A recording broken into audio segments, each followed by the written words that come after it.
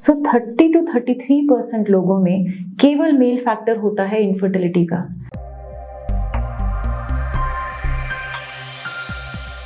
Namaskar, I'm Dr. Puneet Kochhar. Today I'll be talking to you about the impact of lifestyle factors on male fertility. Male fertility का एक ऐसा area है जिसके बारे में लोग बहुत कम बात करते हैं।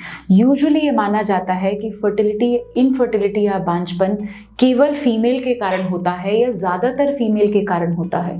ऐसा बिल्कुल नहीं है। Males are responsible for fertility problems solely in about 1/3 of the cases. So 30 to 33% लोगों में केवल मेल फैक्टर होता है इनफर्टिलिटी का, और 20% केसेस में ऐसा होता है कि both the female and the male partner may be affected. So in a nutshell, males are as responsible for infertility problems as a female might be. Males में fertility assess करना बहुत सरल है. All it takes is a basic semen analysis. This can be done at any laboratory or it can be done at a fertility center. Obviously the reports are better from a fertility center, पर basic fertility assessment के लिए आपको एक IVF specialist के पास जाने की जरूरत नहीं है, किसी भी लैब में असेस किया जा सकता है।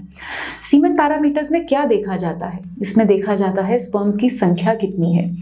स्पर्म की संख्या नॉर्मली पर मिल 15 मिलियन से ऊंची होनी चाहिए, से ऊपर होनी चाहिए। काउंट के साथ साथ, संख्या के साथ साथ स्पर्म की क्वालिटी भी देखी जाती है। सो इसमें देखा जाता है स्पर्म कितनी तेजी से तैर पा रहा है, उसकी मोटिलिटी कैसी है, कितना % स्पर्म नॉर्मल दिख रहा है, उसकी मॉर्फोलॉजी कैसी है। इसके अलावा राउंड सेल्स या पस सेल्स एक्स्ट्रा कितने दिख रहे हैं स्पर्म में, जो कि स्पर्म प्रोडक्शन, स्पर्म मोटिलिटी और उनके फंक्शन को हैम्पर कर सकते हैं। यदि स्पर्म में प्रॉब्लम निकलती है, इसका इलाज यूजुअली सरल होता है, पर इलाज तक जाने से पहले हमें कारण आइडेंटिफाई करना जरूरी है। Here comes the role of lifestyle factors. So when we talk about lifestyle, the most important is to avoid smoking. Even a single cigarette can damage the sperm production significantly. So avoid or start cutting down on your smoking and then try to gradually stop it completely.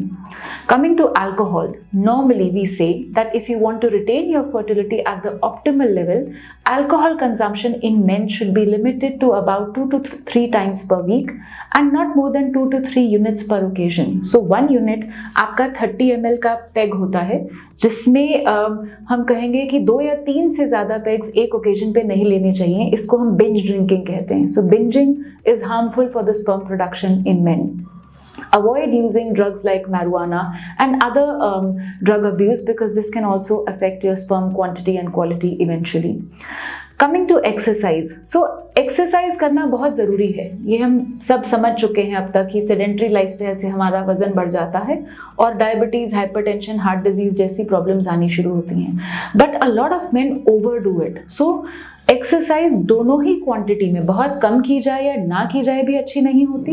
Excessive weight gain या obese होना भी sperm production के लिए harmful है, पर बहुत ज़्यादा exercise करना भी स्पर्म को दिक्कत कर सकता है।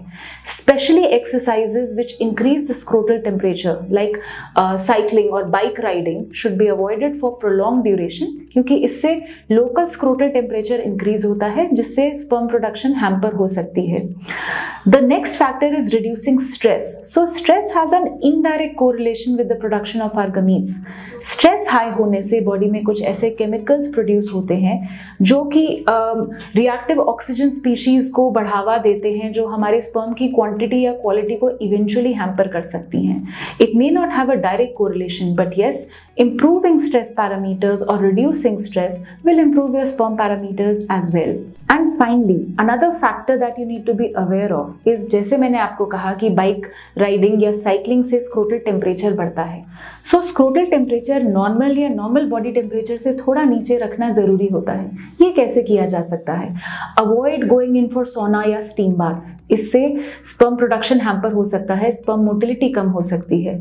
Avoid wearing very tight V briefs, so ideally wear loose fitting underwears और बॉक्सर्स, जिससे कि स्पर्म या स्क्रोटल टेम्परेचर यूजुअली मेंटेन रहता है। Avoid keeping a laptop on your lap, laptop को सामने मेज पर रखिए, अपने लैप पर या स्क्रोटल एरिया के पास मत रखिए।